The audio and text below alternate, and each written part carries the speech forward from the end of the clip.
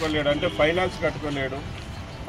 Finance కట్టుకోలేకపోతే ఇంటి ముందుకు వచ్చి ఫైనాన్స్ వాళ్ళు నా మాటలు అంటారు, అమ్మ నా బూతులు తిడతారు. నువ్వు బాబు రావాలి జాబు రావాలన్నదని మా ఉద్యోగాలే రాకుంటున్నావు, జాబులు ఇచ్చేది వదిలేసి జాబులు పోయేటట్టు చేస్తున్నాడు.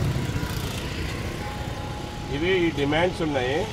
నేను దీనిల మీద ముందు పోతున్నాం. ఈ డిమాండ్స్ ఎలాగంటే అందరు డ్రైవర్లని, లారీ డ్రైవర్లని, ప్రైవేట్ బస్ డ్రైవర్లని, అంబులెన్స్ డ్రైవర్లని, కార్ డ్రైవర్లని, జేసీబీ డ్రైవర్లని, ట్రాక్టర్ డ్రైవర్లని, ఆటో డ్రైవర్లని అందరినీ ఉద్దేశించి డిమాండ్స్ పెట్టాం. ఇంకా మనము ఏమన్నా మీరు డిమాండ్స్ పెట్టాలంటే, ఇంకా ఏమైనా డిమాండ్ చేయాలంటే ఇంకా అన్న ఇవి కూడా ఎక్కిందంటే దాంట్లో ఇంకా ఎక్కిస్తాం. సలహాలు సూచనలు ఇస్తే చెప్పు, నువ్వు చదివి చెప్పు, నువ్వు ఒక చదువుకుంటే గట్టి చెప్పు, వీడియోలో కూడా వస్తాయి.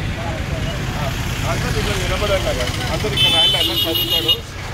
ఈ బ్యానరు చిన్న బ్యానర్ కాకుండా చిన్న జాబ్ అన్నా మనకంటూ గుర్తింపు ఉందా, మనకంటూ ఒక రోజు ఉందా? ఇప్పుడు బార్డర్లో సైనికుడు ఎంత ముఖ్యమో వాళ్ళ ప్రదేశాల్లో డ్రైవర్ కూడా అంతే ముఖ్యం. ఈరోజు ఈ భూమి పైన ఆఖరి వ్యక్తి ఉన్నంత వరకు ఆఖరి వ్యక్తికి డ్రైవర్ అవసరం ఉంది. ఎన్నో రూపాయలలో నిత్యమైన అర్థమైన వస్తువులు వాళ్ళ దగ్గర చేర్చే విషయంలో కానీ, ప్రజలను అక్కడి నుంచి ఇక్కడికి తరలించే విషయంలో కానీ ప్రతి ఒక్క విషయంలో ఉన్నాం. మనము వేరే డేల గురించి మనం వ్యతిరేకంగా మాట్లాడటంలా. ఫ్లవర్స్ డే ఇచ్చినారు, లవర్స్ డే ఇచ్చినారు, chocolate day, mummy day, daddy day, అన్ని డేలు ఇచ్చినప్పుడు ఇంత సేవ చేసే డ్రైవర్కి, ఇంత ఆదాయం తెచ్చే డ్రైవర్కి ఒక రోజు అంటూ వద్దా? ప్రత్యేకంగా మాకు డ్రైవర్ డే ఇస్తే మేము పండకపోకుండా ఉన్నామని కాదు, మాకంటూ గర్వం. ప్రతి డ్రైవర్కి ఒక రోజు అంటూ ఉంటుంది. డ్రైవర్ డే కావాలనేది మా ఒక డిమాండ్. నెక్స్ట్ కార్పొరేషన్ ఏర్పాటు చేయాలి.